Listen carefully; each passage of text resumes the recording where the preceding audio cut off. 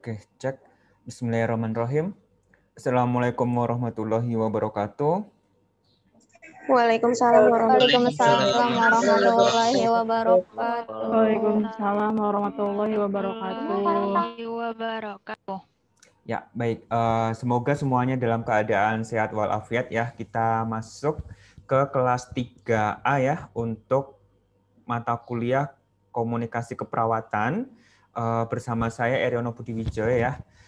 Di sini saya akan menjelaskan terkait dengan tahap-tahap dan teknik komunikasi terapeutik.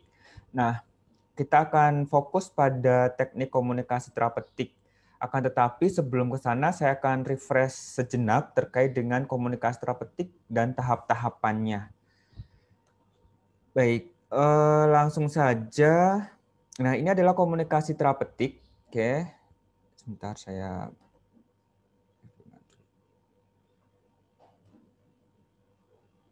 Nah, ini adalah komunikasi terapeutik yang di mana keluar. Sebentar ya, sedang loading. Baik, di sini adalah komunikasi terapeutik di mana komunikasi itu dilakukan antara perawat atau petugas kesehatan terhadap klien dengan tujuan terapi, yaitu prosesnya adalah penyembuhan. Oke, dan ini menjadi dasar untuk kita sebagai perawat profesional berkomunikasi dengan pasien. Oke, jadi ini melekat di keperawatan manapun, baik itu gawat darurat, baik itu medical bedah, anak, jiwa, dan lain sebagainya. Jadi komunikasi terapeutik itu adalah ruhnya perawat. Oke, jadi kita tidak akan tidak akan lepas dari yang namanya komunikasi terapeutik. Nah, yang kedua yaitu adalah tujuan komunikasi terapeutik. Apa sih yang menjadi tujuan komunikasi terapeutik ini? Yang pertama adalah dengan memiliki keterampilan berkomunikasi, perawat itu akan lebih mudah menjalin hubungan saling percaya dengan klien atau BHSP, Bina Hubungan Saling Percaya. Sehingga akan lebih efektif dalam mencapai tujuan ASKEP yang diterapkan. Jadi kan kalau sudah belajar KDK, itu kan dia ada proses keperawatan ya, ada mulai dari pengkajian sampai dengan evaluasi, ya kan. Nah, di dalamnya kan ada intervensi, ada implementasi. Nah, intervensi itu adalah perencanaan yang akan dilakukan oleh perawat, sedangkan implementasi itu adalah untuk kita melakukan tindakan yang sudah direncanakan. Misalnya, saya merencanakan akan memasang infus misalnya, itu kan di intervensi perencanaan. Nah, implementasinya adalah melakukan pemasangan infus. Nah, itu masuk ke dalam komunikasi terapeutik. Nanti ada tahap-tahapannya juga dan sedikit akan saya refresh karena saya rasa mahasiswa sudah paham tentang tahap-tahap komunikasi terapeutik dan ini tidak boleh lepas atau tidak boleh lupa, harus dipahami mulai dari sekarang. Oke? Nah, kemudian setelah itu adalah memberikan kepuasan profesional dalam pelayanan keperawatan dan akan meningkatkan citra profesi serta rumah sakit. Jadi kalau kita sudah paham atau nyaman dengan komunikasi terapeutik, citra kita sebagai perawat itu akan naik dengan sendirinya, rumah sakit juga akan mengikuti. Biasanya kan, enak loh dirawat di rumah sakit X misalnya, kan biasanya promosi mode-to-mode itu lebih lebih kuat seperti itu. Kan sudah kita bahas ya di komunikasi keperawatan yang pertama, jenis-jenis komunikasi ya. Oke, salah satunya kan mode-to-mode itu lebih lebih cepat menyebar seperti itu. Kayak besok UTS diajukan Senin. Saya ngomong ke satu orang, misalkan ke si Pen, terus si Pen nyebar ke yang lain, itu kan cepat sekali. Jadi mode-to-mode itu salah satu contohnya. Atau gibahin tetangga misalnya, itu kan juga cepet tuh tetangga. Misalnya ada yang, tetangga yang beli mobil baru loh, gitu kan. Jadi tetangga satunya itu langsung nyebar semuanya. Oke, nah itu adalah salah satu komunikasi yang efektif. Nah, selanjutnya adalah tujuan komunikasi terapeutik ini untuk meningkatkan citra rumah sakit. Jadi citra rumah sakit pun akan naik dengan sendirinya ketika perawat bisa melakukan komunikasi terapeutik dengan baik dan benar. Oke. Nah, Next, ini saya rasa sudah dibahas di pertemuan sebelumnya ya.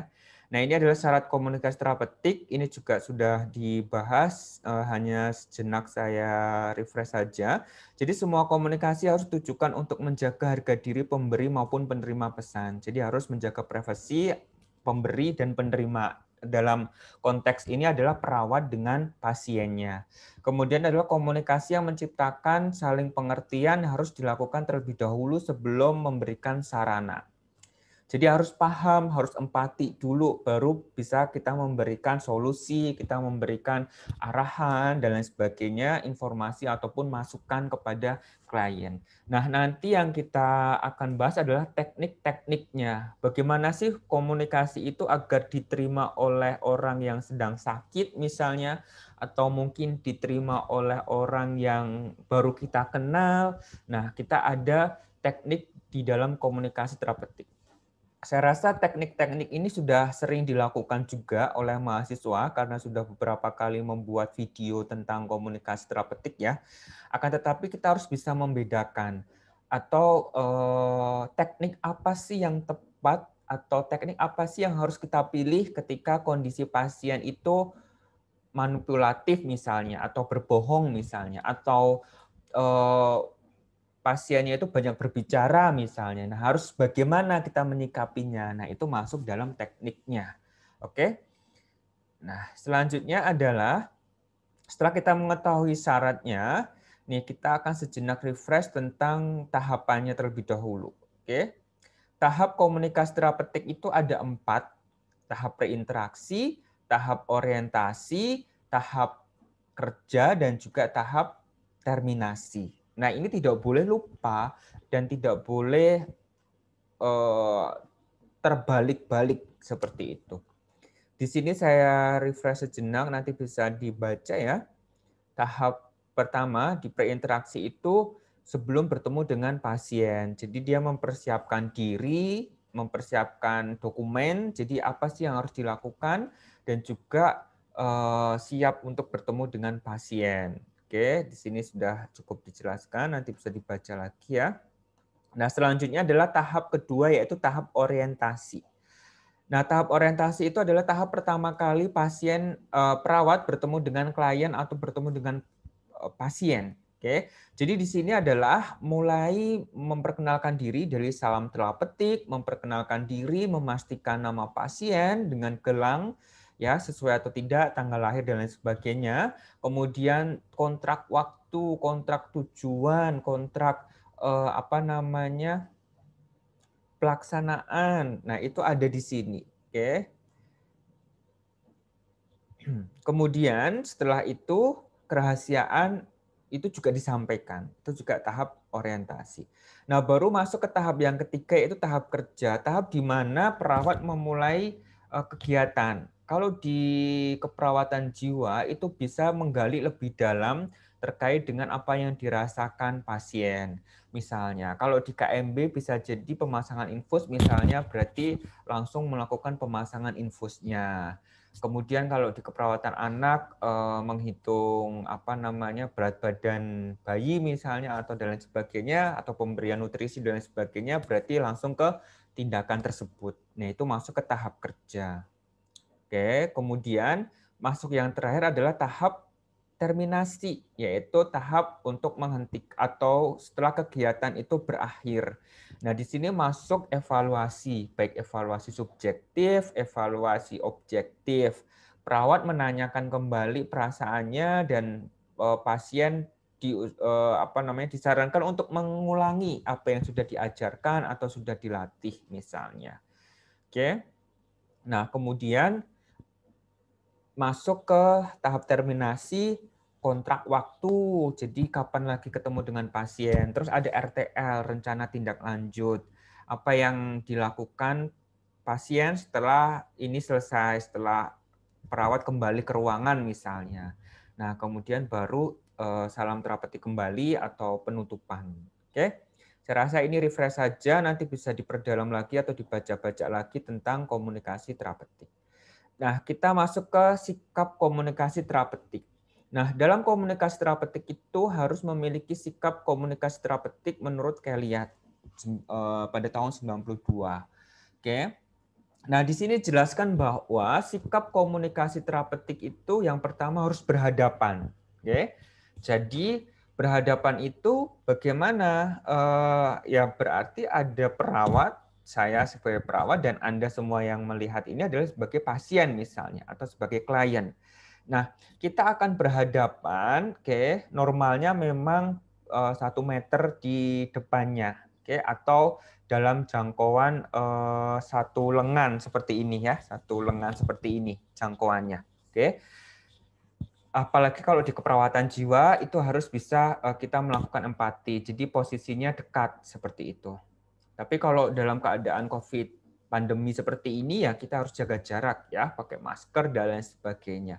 Makanya penugasan-penugasan komunikasi terapeutik atau komunikasi keperawatan 2 ini disarankan menggunakan video atau video call seperti itu atau Zoom dan lain sebagainya yang bisa direkam. Jadi kita menghindari kontak. Akan tetapi esensinya itu dapat, dalam artian esensinya itu dapat itu ya kita seperti bertatap muka langsung. Jadi perawat di depannya dan pasien juga ada saling berhadapan. Nah, itu adalah sikap dalam komunikasi terapeutik, oke, berhadapan.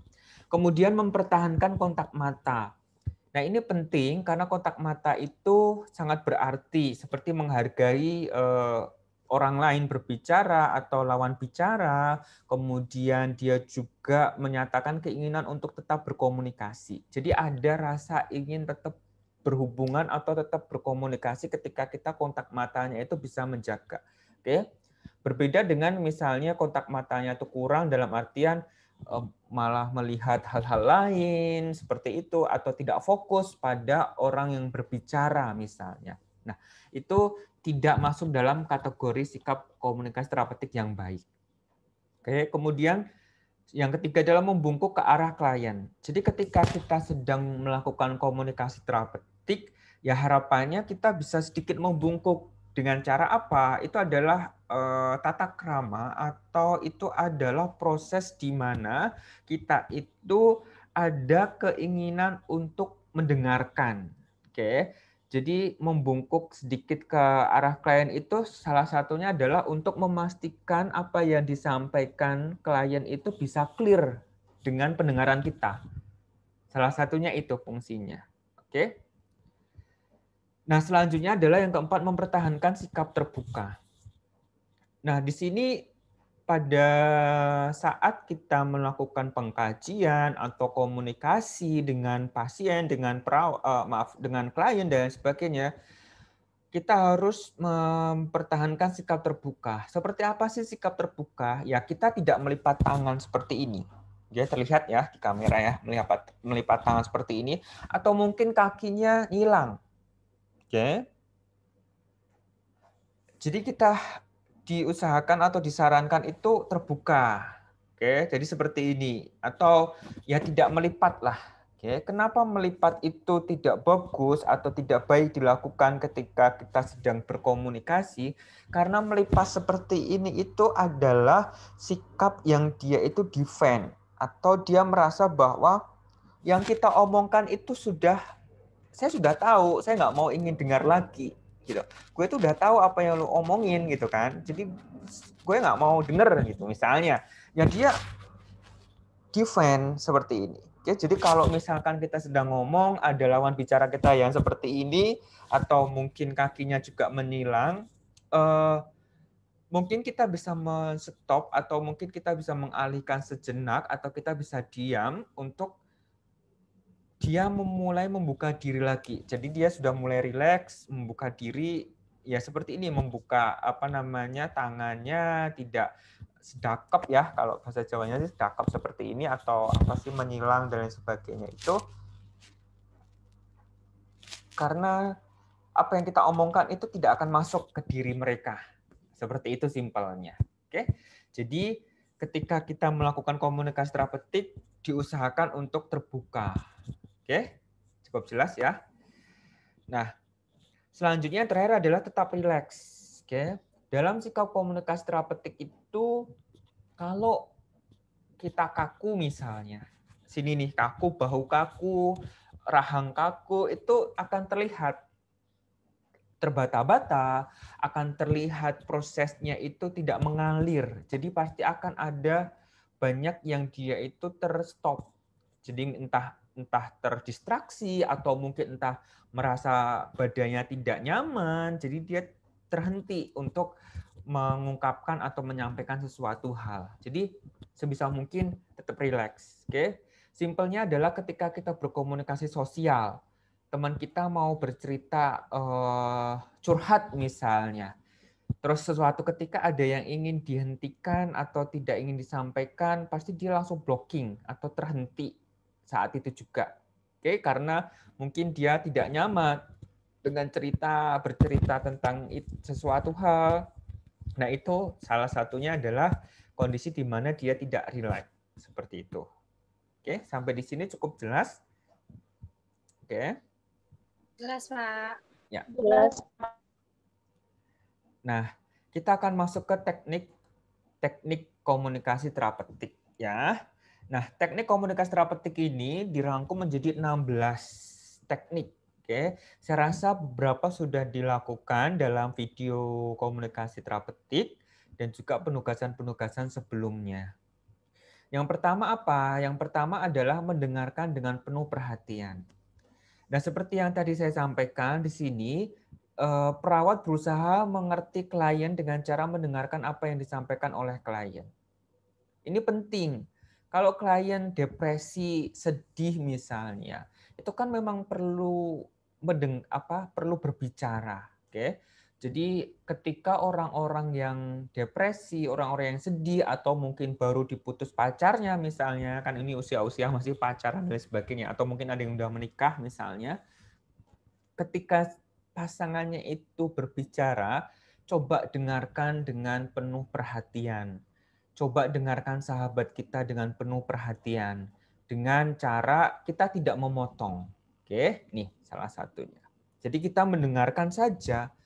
Tidak perlu kita memberikan solusi, tidak perlu kita memotong untuk itu tidak bagus, oh itu jelek, oh iya memang dia seperti itu. Itu tidak perlu gitu. Jadi orang-orang yang sudah bercerita dengan latar belakang dia memiliki masalah atau depresi dan lain sebagainya atau sedih misalnya ya. Sedih kan belum sampai ke depresi, tapi kalau depresi itu udah pasti sedih seperti itu ya. Nah, ini akan nanti diperdalam di keperawatan jiwa. Nah, di sana cukup kita mendengarkan dengan penuh perhatian. Oke? Atau mungkin sudah pernah merasakan ya kalau kita curhat sama teman gitu kan, kita perlu didengarkan saja gitu. Tanpa perlu solusi. Sebenarnya kita punya solusinya, cuma kita hanya ingin menyampaikan saja apa yang menjadi unek-unek apa yang kita rasakan. Oke? Jadi satu teknik komunikasi terapeutik yang paling penting adalah mendengarkan. Oke? Jadi perawat itu jangan terlalu banyak ngomong, tapi seringlah untuk mendengarkan. Oke? Nah, ini mungkin bisa dianalogikan ya, dibaca lagi nanti bisa. Oke, dan juga nanti akan saya buatkan videonya juga. Oke. Kemudian ini adalah menunjukkan penerimaan yang kedua. Nah, menunjukkan penerimaan itu seperti apa sih, Pak? Menerima itu tidak berarti menyetujui. Simpelnya adalah misalkan kalian ditembak sama pacar kalian misalkan, entah yang nembak cowok kah atau entah yang nembak cewek. Kalau misalkan pacarnya sekarang kan enggak ini ya, bisa jadi cewek bisa nembak dan sebagainya ya. Menerima ya saya terima gitu kan, tapi kan belum tentu dia menyetujui gitu kan. Seperti apa sih? Menerima itu berarti dia bersedia untuk mendengarkan orang lain, oke, tanpa menunjukkan keraguan atau ketidaksetujuan. Oke. Tapi kalau menyetujui, otomatis dia sudah menerima apa adanya dan siap dengan konsekuensinya. Oke. Jadi perlu diperhatikan dan perlu dibedakan di sini. Misalkan nih pacaran.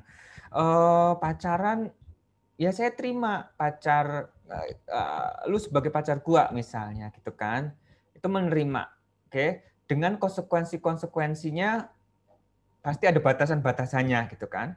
Tapi kalau menyetujui bisa jadi batasan-batasan itu dilanggar. Ya, bisa jadi nanti melakukan hal-hal yang memang di luar dari hubungan yang memang tidak sepantasnya misalnya. Nah, itu berarti menyetujui. Jadi dia akan siap dengan konsekuensi yang akan diterimanya di kemudian hari seperti itu. Oke. Nah, di sini di teknik-teknik komunikasi terapeutik itu harapannya adalah menunjukkan penerimaan saja. Dalam artian ya kita menerima. Kalau memang perawat menyetujui dengan hal itu ya tidak masalah seperti itu. Oke, cukup jelas ya di sini ya.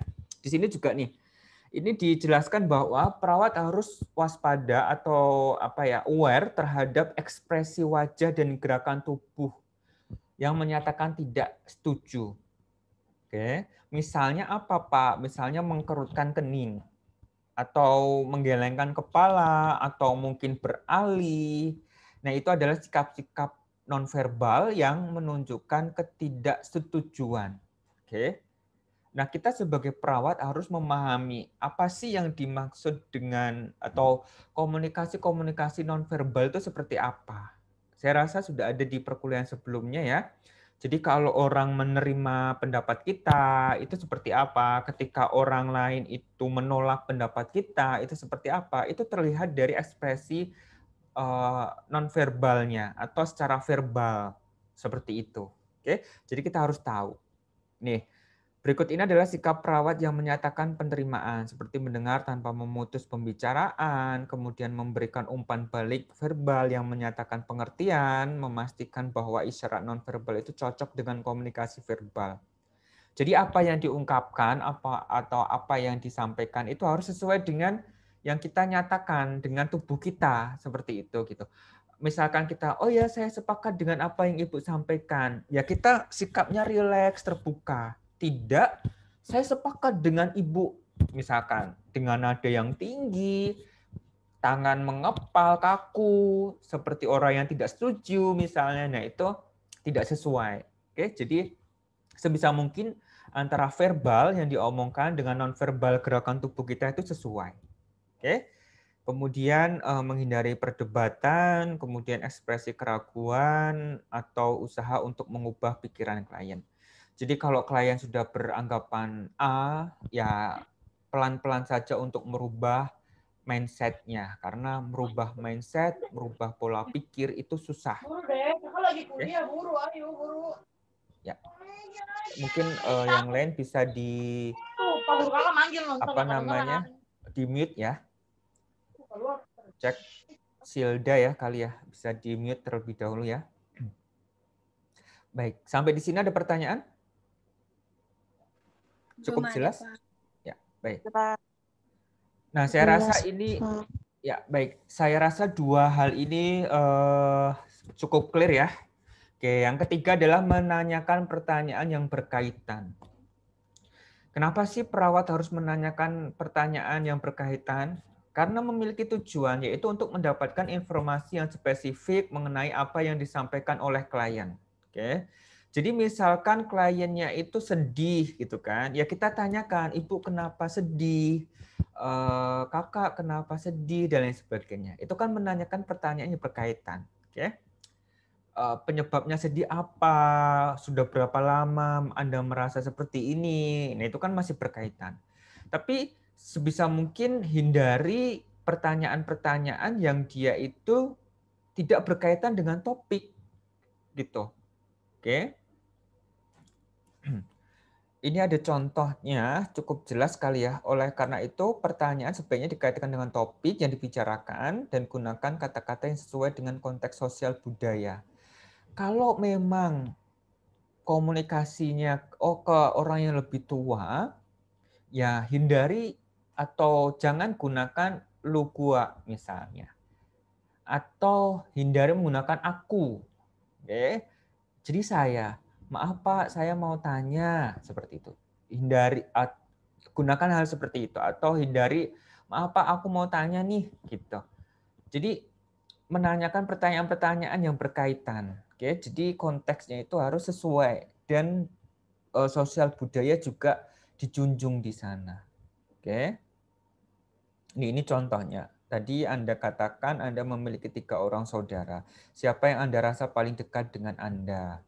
Nah, ini kalau kita membahas tentang genogram. Oke, tapi kalau kita berhubungan dengan sedih misalnya, ya kita bisa tanyakan, Ibu sedihnya kenapa? Sudah berapa lama Anda merasa sedih? Nah, seperti itu contohnya. Oke, saya rasa ini cukup jelas juga ya dan cukup clear. Oke, yang penting menanyakan pertanyaan yang berkaitan itu kita harus melihat latar belakang budaya, latar belakang pendidikan, itu juga penting karena bisa jadi misalkan lulusan SD dan lain sebagainya kan tidak perlu kita menggunakan kata-kata yang terlalu tinggi misalnya atau menggunakan apa namanya kalimat-kalimat keperawatan yang memang notabene hanya kita yang ketahui misalnya atau mungkin konteksnya kedokteran atau kesehatan seperti itu. Oke, jadi misalkan penyakit-penyakit ya bisa dianalogikan kepada penyakit-penyakit yang sering didengar, misalkan diabetes mellitus. Bisa jadi tidak semua orang itu tahu tentang diabetes mellitus. Taunya penyakit gula misalnya, kencing manis misalnya. Nah, itu kan yang awam ada di masyarakat. Oke, contohnya seperti itu. Hipertensi. Nah, itu kan darah tinggi kalau di awam ya. Nah, seperti itu. Jadi tidak semua orang tahu hipertensi kayak gitu. Tapi saya rasa kalau kita masih di kota itu minimal itu tahulah hipertensi, diabetes mellitus. Tapi kita misalkan KKN atau mungkin misalnya kita dapat tugas di wilayah atau di daerah atau kita bekerja di luar pulau seperti itu, kita gunakan sosial budaya yang ada di sana. Oke, baik. Next, yang keempat adalah mengulang ucapan klien dengan menggunakan kata-kata sendiri. Nah, di sini adalah pengulangan kata-kata klien itu penting, tapi jangan jiplak. Oke, jadi jangan dalam artian ada contohnya di sini nih. Dalam artian klien menyatakan bahwa saya tidak dapat tidur sepanjang malam, saya terjaga, misalnya seperti itu. Oke, jadi jangan langsung perawat, oh ya apa namanya mengikuti ibu tidak bisa tidur sepanjang malam terjaga. Itu tidak langsung sama plek dengan apa yang diucapkan oleh klien.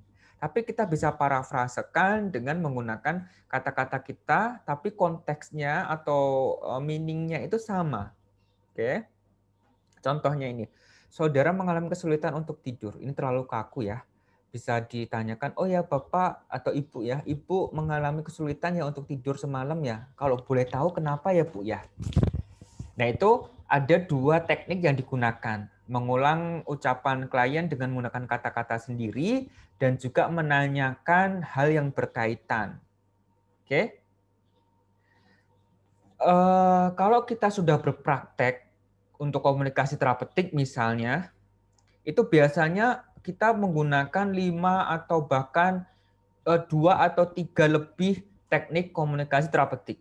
Oke, tapi kalau kita masuk dalam komunikasi terapeutik saat ini, kuliah ini, tema dengan teknik komunikasi terapeutik ini, kita harus bisa memisahkan mana sih yang dimaksud dengan menanyakan hal-hal yang berkaitan, mana sih yang perlu mengulang ucapan klien dengan menggunakan kata-kata sendiri. Nah, itu ada apa namanya? Pembagiannya sendiri-sendiri. Jadi di kotak-kotak sendiri-sendiri. Ada 16 kotak yang harus mahasiswa pahami. Oke. Tapi nanti ketika sudah kita terjun di komunikasi terapeutik atau kita sudah apply atau kita sudah mempraktekkannya, sebisa mungkin 3-4 kotak atau 3-4 teknik itu bisa digunakan dalam satu waktu kita berbicara dengan klien. Oke. Cukup jelas ya sampai di sini ya. Nanti akan saya contohkan di akhir. Nah, yang selanjutnya adalah mengklarifikasi nomor 5. Mengklarifikasi ini penting karena apa? Klarifikasi itu terjadi pada saat perawat berusaha untuk menjelaskan dalam kata-kata, ide, atau pikiran. Baik itu implisit atau eksplisit. Yang tidak jelas dikatakan oleh klien. Oke. Tujuannya apa? Tujuannya adalah untuk menyamakan pengertian atau untuk menyamakan persepsi. Ini contohnya. Saya tidak yakin saya mengikuti apa yang Anda katakan atau apa yang Anda maksud dengan apa bla bla bla bla misalnya. Simpelnya seperti ini, mengklarifikasi. Misalkan dia ngomongnya tidak jelas. Oh maaf Ibu, tadi kurang jelas untuk berbicaranya. Mohon diulangi apa yang Ibu sampaikan tadi. Nah itu bisa jadi mengklarifikasi satu. Atau bisa jadi dia menyatakan bahwa saya sedih karena ditinggal pacar saya atau diputus pacar saya misalnya. Oke. Nah, tapi kita tidak mendengar sedihnya itu ditinggal pacar, tapi kita mendengarnya adalah sedihnya itu karena nilainya jelek misalnya. Jadi kita klarifikasi. Oh maaf Ibu, tadi Ibu sedih karena nilainya jelek ya? Pasti dia menjawab kan, oh enggak, bukan, saya sedihnya karena saya diputus pacar saya misalnya. Nah, itu adalah proses klarifikasi sehingga ada persamaan persepsi antara perawat dengan klien. Jadi sama. Oh, berarti sedihnya karena diputus pacarnya. Jadi sepakat nih kita kliennya itu sedih karena ditinggal pacarnya atau diputus pacarnya. Oke, itu adalah salah satu contoh untuk mengklarifikasi. Oke, baik kita lanjutkan ke memfokuskan. Nah, memfokuskan ini adalah tujuannya untuk membatasi bahan pembicaraan sehingga percakapan itu menjadi lebih spesifik dan dimengerti. Seperti apa? Seperti ini, hal yang perlu diperhatikan dalam menggunakan metode ini adalah usahakan untuk tidak memutus pembicaraan ketika klien menyampaikan masalah yang penting. Oke. Contohnya, hal ini tampaknya lebih penting, mari kita bicarakan lebih dalam lagi atau apa yang sudah kita sepakati untuk dibicarakan. Seperti apa sih Pak yang biasa kita lakukan? Di dalam memfokuskan di tahap komunikasi terapeutik, kita lihat atau kita ingat di tahap orientasi. Ada tujuan. Misalnya, oh Bapak kita akan berdiskusi ya, berbincang-bincang hari ini berkaitan dengan kenapa Bapak merasa sedih. Oke, kurang lebih membutuhkan waktu sekitar 20 menit. Oke. Nah, berarti tema yang akan kita diskusikan adalah tentang kesedihan. Oke. Nah, bisa jadi akhirnya dia berbicara ngelantur, berbicara tentang masa lalunya saat dia SD, saat dia mungkin di perantauan dan lain sebagainya gitu kan. Perawat bisa memfokuskan. Oke, dengan cara apa? Dengan cara mohon maaf Pak, tadi kita berbicara tentang kesedihan Bapak. Kalau boleh tahu selain Bapak sedih karena ditinggal pasangan, apa yang membuat Bapak sedih? Jadi difokuskan kembali agar dia tidak flag of idea. Flag of idea itu apa? Nanti akan dibahas di keperawatan jiwa ya. Flag of idea itu loncat-loncat. Oke. Jadi kita fokuskan lagi. Kita fokuskan lagi terkait dengan kontrak yang sudah kita sepakati di awal untuk membicarakan tentang apa. Oke. Saya rasa ini cukup clear juga ya. Baik, selanjutnya adalah nomor 7. Yaitu menyatakan hasil observasi. Nah, observasi atau hasil observasi ini adalah yang biasa kita lihat. Observasi kan kita lihat. Kita lihat di lapangan, oh bahwa pasien ini atau klien ini diam saja. Oh bahwa klien ini murung. Oh bahwa klien ini itu sering jalan-jalan, klien ini itu mondar-mandir, atau klien ini itu berbicara sendiri, atau klien ini teriak-teriak misalnya. Nah, di sini kita harus klarifikasi, menyatakan hasil observasi. Contohnya apa? Perawat harus memberikan umpan balik kepada klien dengan menyatakan hasil pengamatan oleh perawat ya, sehingga klien dapat mengetahui apa pesan yang diterima benar atau tidak. Oke. Bisa jadi ini combine atau digabungkan dengan menyatakan hasil observasi. Oke, maaf, dengan cara mengklarifikasi. Jadi satu kesatuan. Nih, dalam hari ini perawat menguraikan kesan yang ditimbulkan oleh isyarat nonverbal klien atau teknik ini seringkali membuat klien berkomunikasi lebih jelas tanpa perawat harus bertanya. Kemudian bisa jadi memfokuskan dan mengklarifikasi pesan.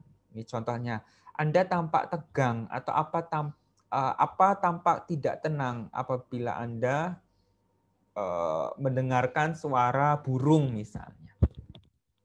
Ini saya contohkan. Bisa jadi menyatakan hasil observasi ini masuk di fase orientasi, di evaluasi dan validasi.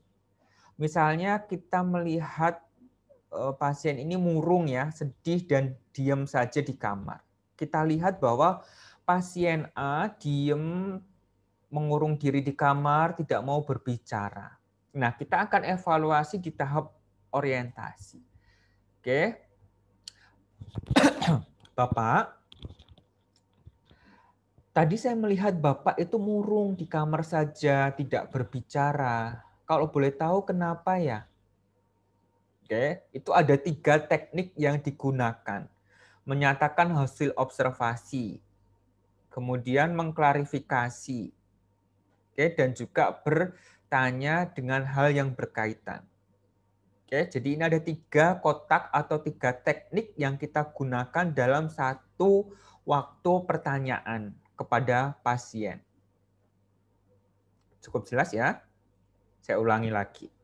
Kita melihat pasien itu sedih, murung di kamar sendirian dan tidak mau berbicara dengan orang lain atau tidak mau berbicara dengan pasien. Oke. Itu hasil observasi kita. Oke. Kemudian kita evaluasi dan validasi di tahap orientasi, ketemu dengan pasien nih. Bapak, tadi pagi saya melihat Bapak hanya diam, mengurung diri di kamar, tidak mau berbicara. Kalau boleh tahu kenapa Bapak seperti itu? Oke, jadi ada 3 teknik yang digunakan di sini. Ya, menyatakan hasil observasi, mengklarifikasi. Mengklarifikasi itu benar tidak sih dia diam sendiri di kamar, benar tidak sih dia tidak mau ngomong gitu ya. Kemudian menanyakan pertanyaan yang sesuai. Oke, ketika pasien menjawab, oh enggak, tadi saya hanya memikirkan kalau saya sudah pulang ke rumah bagaimana anak saya, bagaimana istri saya, bagaimana pekerjaan saya, seperti itu.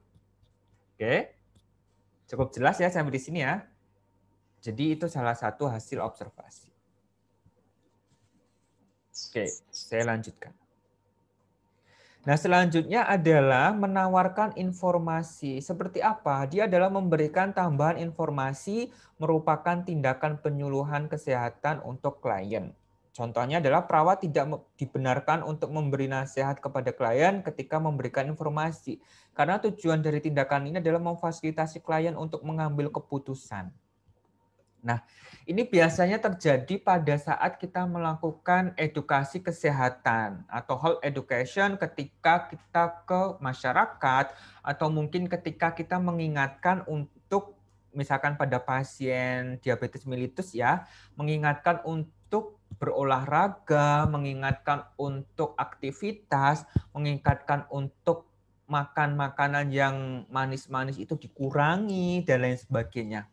Nah, kita di sini fungsinya hanya untuk menawarkan informasi saja, tanpa perlu menjudge bahwa pasien ini harus olahraga, pasien ini harus makan teratur, pasien ini harus mengurangi konsumsi gula. Kita tidak sampai untuk menjudge atau untuk menyampaikan hal itu. Oke, jadi fungsi kita di sini menawarkan informasi, hanya memfasilitasi. Oke. Syukur-syukur pasien itu melakukan ya alhamdulillah. Syukur-syukur pasien itu mendengarkan apa yang kita sampaikan, alhamdulillah. Seperti itu. Oke. Atau bisa jadi pasien menyampaikan, iya Mas atau iya nurse, saya sudah minum teh yang manis itu saya kurangi. Setiap pagi saya berolahraga, saya menggunakan alas kaki ketika jalan. Nah, itu berarti sudah menjadi output yang baik karena pasiennya sudah paham bahwa penyakit diabetes mellitus itu harus dikurangi atau lifestyle-nya itu harus diganti atau dirubah seperti itu. Oke? Itu adalah menawarkan informasi. Jadi jangan memaksakan kehendak. Oke? Menawarkan informasi itu fungsinya kita hanya memfasilitasi saja tanpa perlu memaksa untuk pasien melakukan ini atau dipaksa untuk pasien operasi misalnya.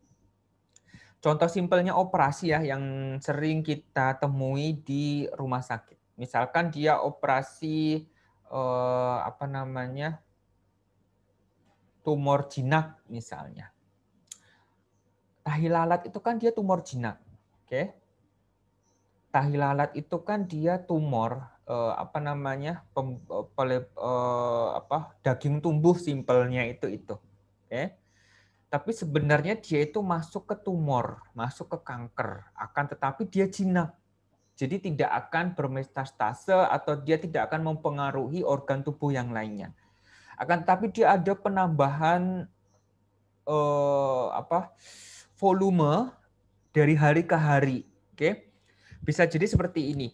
Orang yang dia itu memiliki tahi lalat yang dia tumbuh ya di hidung atau di mana seperti itu, dia semakin bertambahnya usia, maka dia akan semakin membesar tahi lalat tersebut.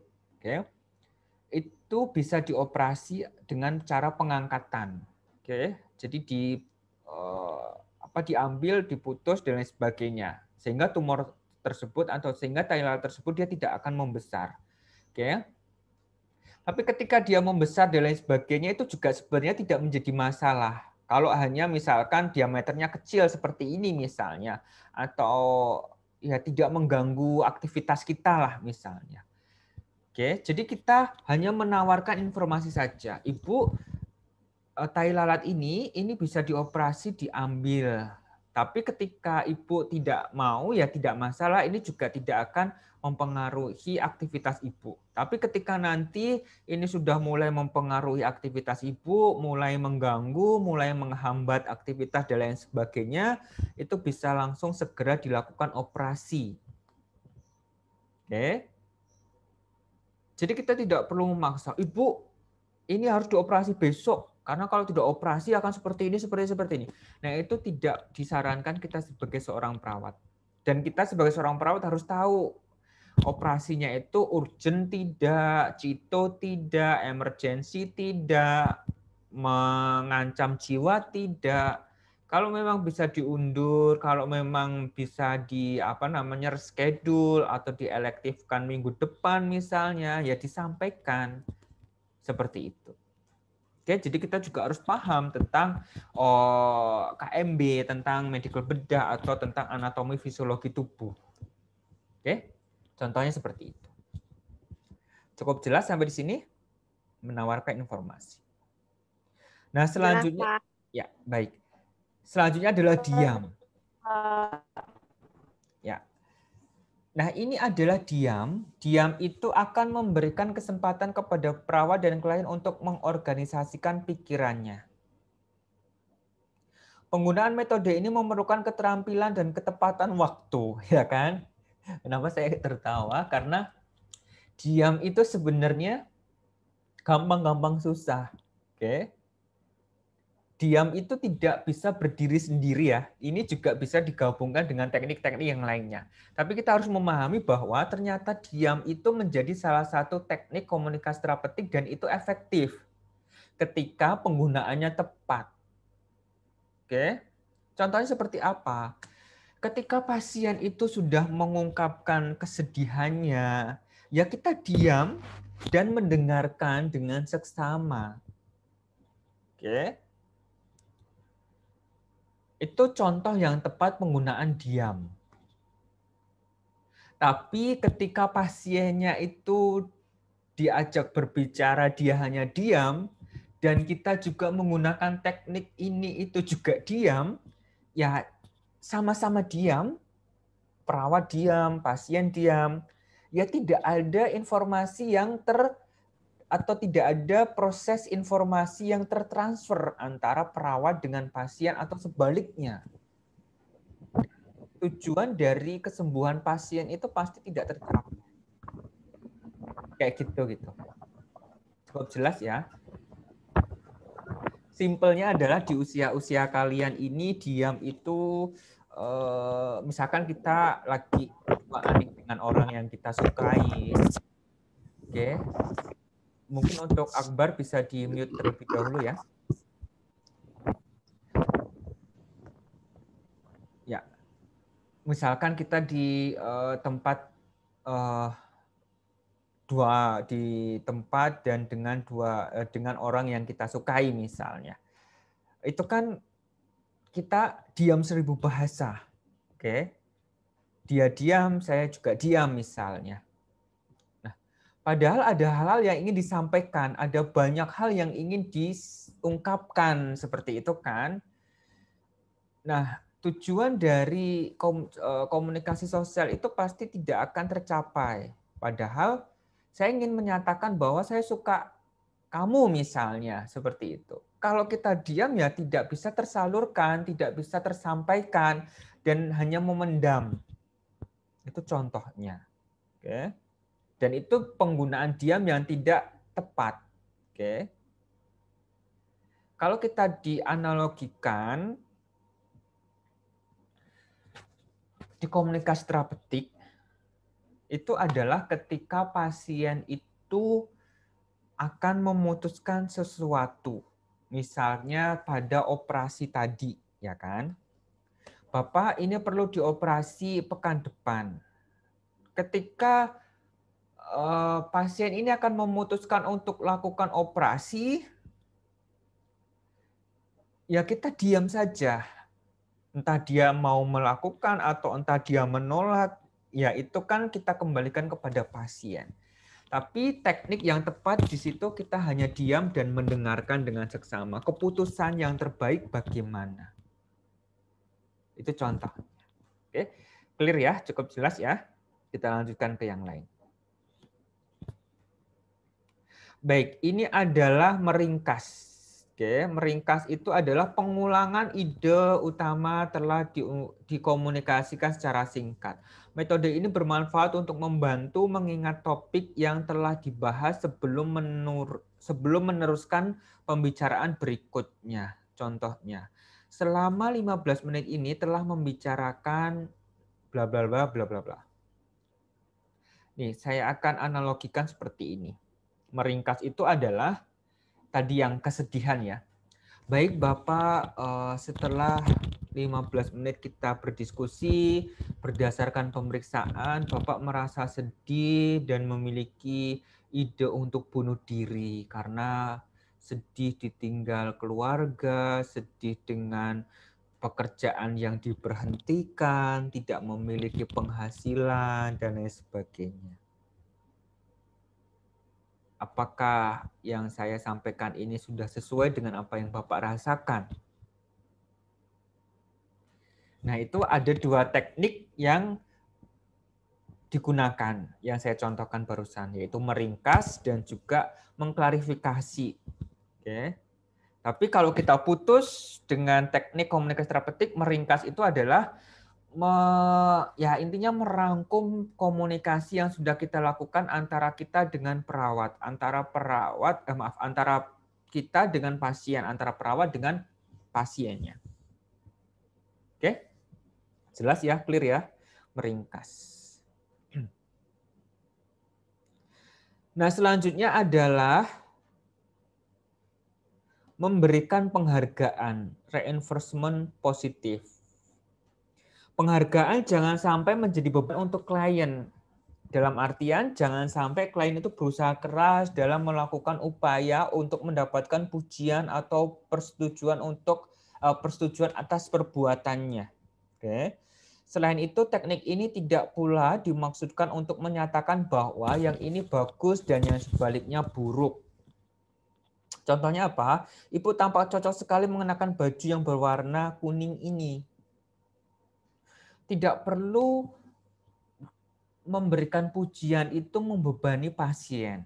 Oke, tapi bisa jadi seperti ini saja. Sudah cukup reinforcement positif itu memberikan pujian dalam artian adalah ketika pasien itu sudah bisa mengungkapkan perasaannya itu sudah bagus. Oke. Jadi orang-orang yang dia itu merasa sedih, orang-orang yang dia itu mempunyai permasalahan dalam kehidupannya, ya kita dengarkan saja tanpa perlu kita menjudge bahwa gitu aja nggak bisa sih. Gitu aja kok sedih, gitu aja kok depresi, gitu aja kok pengen mati. Tidak hanya perlu menyepelekan dengan kalimat, ih gitu aja nggak bisa, misalnya. Atau contohnya seperti itu. Oke. Tapi diharapkan dalam memberikan penghargaan ini adalah, bagus sekali ya Bapak sudah mau mengungkapkan kepada saya. Oke. Atau bagus sekali ya Bapak sudah bisa bangun pagi, Bapak sudah bisa aktivitas, Bapak sudah bisa membereskan kamar. Seperti itu ya. Jadi dia ada proses memberikan penghargaan di dalam komunikasi terapeutik ini. Ya. Bisa jadi memberikan penghargaan ini bisa kita gunakan di komunikasi terapeutik pada tahap terminasi. Setelah evaluasi subjektif dan evaluasi objektif. Oh, bagus sekali ya Bapak sudah bisa tarik nafas dalam. Oh, bagus sekali ya Bapak sudah bisa melakukan olahraga pagi misalnya. Nah, itu termasuk memberikan penghargaan. Jadi memberikan penghargaan itu tidak serta-merta kita memberikan hadiah, tidak serta-merta kita memberikan suatu barang. Seperti itu. Memberikan penghargaan bisa jadi secara verbal kita. Oke? Clear ya? Baik, kita lanjutkan. Next. Yang selanjutnya adalah memberikan kesempatan pada klien untuk memulai pembicaraan. Nah, di sini adalah memberikan kesempatan kepada klien untuk berinisiatif dalam memberikan topik pembicaraan. Untuk klien yang merasa ragu-ragu dan tidak pasti tentang perannya dalam interaksi ini, perawat dapat menstimulusnya untuk mengambil inisiatif dan merasakan bahwa ia diharapkan untuk membuka pembicaraan. Jadi, pastikan klien itu mau berbicara. Dengan cara apa? Contohnya seperti ini. Adakah sesuatu yang ingin Anda bicarakan? Atau bisa jadi, apakah yang sedang Anda pikirkan? Oke. Jadi memberikan kesempatan pada klien untuk memulai pembicaraan ini juga tidak bisa berdiri sendiri. Pasti dia digabung dengan diam. Misalnya, sepertinya Bapak merasa sedih ya. Kalau boleh tahu kenapa Bapak sedih? Terus kita diam, ya kan? Itu ada 4 teknik yang digunakan. Apa? Ada yang bisa menjawab? Oke, saya ulangi ya. Nanti silakan identifikasi teknik apa yang digunakan pada pernyataan ini, pernyataan yang saya sampaikan, dengan ada beberapa 12 yang sudah kita bahas sebelumnya. Saya melihat Bapak merasa murung. Kalau boleh tahu, kenapa Bapak murung? Coba sampaikan kepada saya. Ya, silakan. Ada yang bisa menjawab atau mengidentifikasi ada berapa teknik yang saya gunakan dalam contoh barusan? Silakan. Mengklarifikasi, Pak. Oke, boleh. 1. Terus? Menanyakan pertanyaan yang berkaitan, Pak. Oke. Tadi maaf, yang mengklarifikasi itu yang mana? Kalimat yang mana? Yang muka Bapak yang tadi Bapak bilang itu murung. Oke, yang murung ya. Oke, mengklarifikasi. Oke, terus yang kedua tadi menanyakan hal yang berkaitan ya. Itu seperti apa contohnya tadi? Yang tadi yang membuat Bapak sedih itu apa? Oke, terus cuma 2. Banyak loh teknik yang saya gunakan dalam contoh barusan itu.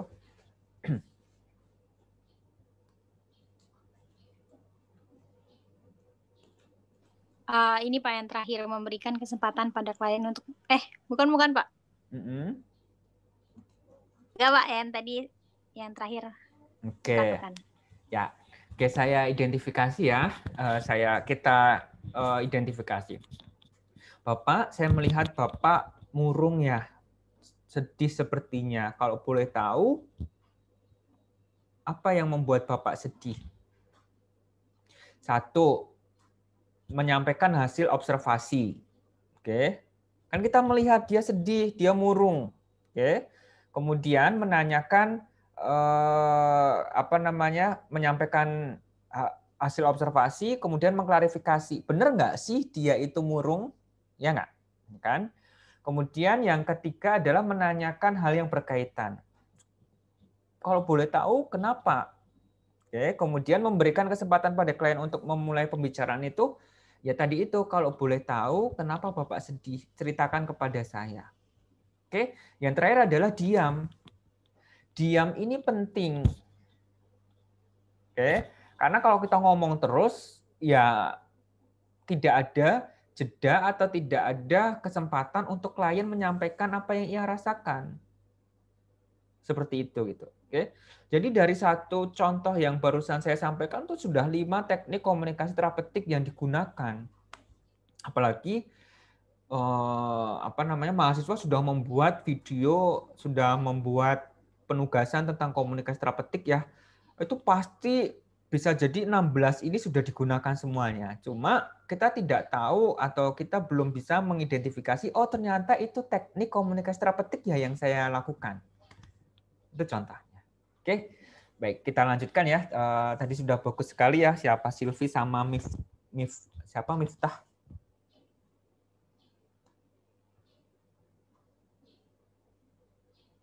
Mungkin salah nama saya ya.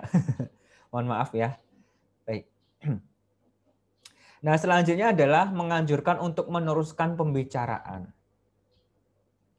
Nah, ini nih yang sering kita lakukan.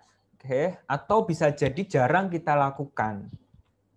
Kenapa? Karena kita berharap perawat itu ngomong terus dan pasien yang mendengarkan. Harusnya terbalik, harusnya sebaliknya. Pasien yang berbicara terus, yang kita yang mendengarkan. Apalagi konteksnya di keperawatan jiwa misalnya, atau konteksnya di komunikasi terapeutik. Salah satunya adalah menganjurkan untuk meneruskan pembicaraan. Teknik ini memberikan kesempatan kepada klien untuk mengarahkan hampir seluruh pembicaraan. Teknik ini juga mengindikasikan bahwa perawat mengikuti apa yang dibicarakan dan tertarik dengan apa yang dibicarakan selanjutnya. Diusahakan perawat lebih berusaha menafsirkan daripada mengarahkan diskusi pembicaraan. Nanti akan saya kasih contohnya. Kalau di sini contohnya adalah terus, atau dan kemudian, atau coba ceritakan kepada saya tentang hal tersebut Bapak, misalnya. Nah, contohnya seperti ini. Ketika kita sudah tanyakan tadi ya, aduh saya merasa sedih karena naninu, misalnya dia udah bercerita. Oh ya Bapak, lalu bagaimana? Selanjutnya bagaimana Bapak? Terus yang Bapak lakukan apa dengan kondisi seperti ini? Nah, itu adalah menganjurkan untuk meneruskan pembicaraan dengan topik yang sama. Oke. Pun sama ya, menganjurkan untuk meneruskan pembicaraan itu dia tidak berdiri sendiri. Oke, pasti dengan teknik yang lainnya. Tapi yang saya fokuskan di sini adalah menganjurkan untuk meneruskan pembicaraan. Oh, bagus sekali ya Bapak mau menceritakan. Ada yang ingin diceritakan kembali Bapak yang tadi berkaitan dengan rasa sedih Bapak. Nah, itu juga menganjurkan untuk meneruskan pembicaraan. Oke, cukup clear ya sampai di sini ya. Baik, saya lanjutkan. Next. Yang ke-14 itu adalah menempatkan kejadian secara berurutan. Nah, ini nih yang kadang bisa jadi kita salah menafsirkan. Makanya perlu ada klarifikasi. Mengurutkan kejadian secara teratur akan membantu perawat dan klien untuk melihat dalam suatu perspektif. Oke, maaf. Oke, sebentar ya, saya mau minum terlebih dahulu.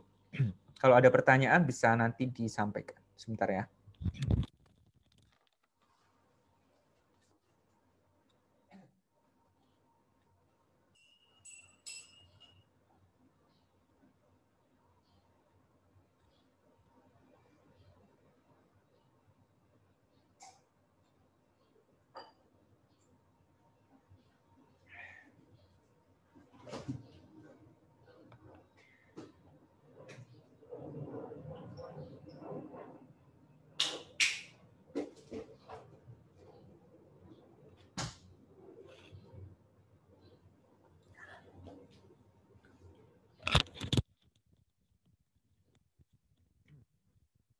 Baik, tes, cek.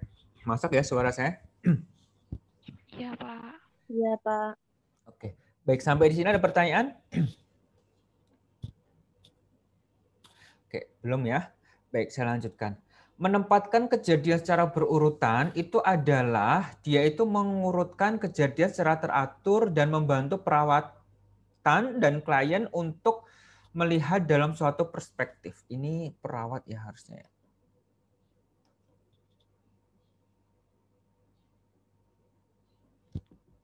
Oke.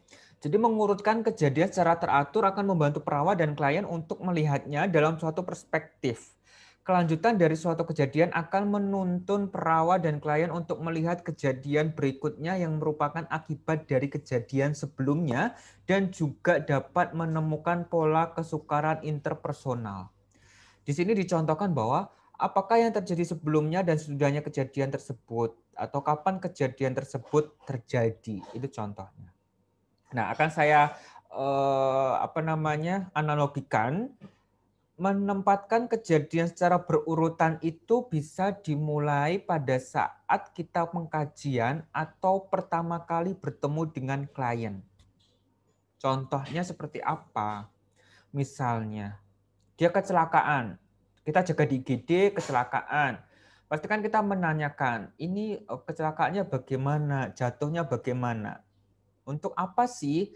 Untuk menentukan lokasi fraktur misalnya atau lokasi luka dan lain sebagainya. Oke. Setelah dia bercerita, naninu ngerem mendadak atau mungkin habis hujan, jalanan licin, terus ban terselip misalnya, terus terus jatuh sendiri karena jalannya ada lubang dan lain sebagainya. Terus saya membonceng teman saya misalnya. Nah, kita urutkan kejadiannya. Oh, kejadiannya tadi sore ya pukul 4. Terus karena jatuh, hujan, habis hujan, ban terselip, terus jalanan berlubang, dan jatuh ke kiri misalnya. Nah, itu adalah untuk melihat bagaimana proses kejadian itu terjadi dan untuk menentukan kemungkinan-kemungkinan yang akan terjadi setelahnya. Oke, misalkan dia jatuh ke kiri, bisa jadi lukanya itu sebelah kiri, lecet kah, fraktur kah, dan lain sebagainya. Oke, tidak mungkin dia terjatuh sebelah kiri yang fraktur kanan. Itu kecil kemungkinan atau bahkan tidak mungkin itu terjadi. Oke. Nah, itu adalah fungsinya untuk menempatkan kejadian secara berurutan, itu adalah fungsinya untuk menentukan apa yang harus kita lakukan setelahnya, baik itu pada proses perawatannya atau pada saat melakukan implementasi atau intervensi keperawatan. Oke, cukup jelas ya dan cukup clear ya. Baik, kita lanjutkan. Nah, yang ke-15 adalah, restart.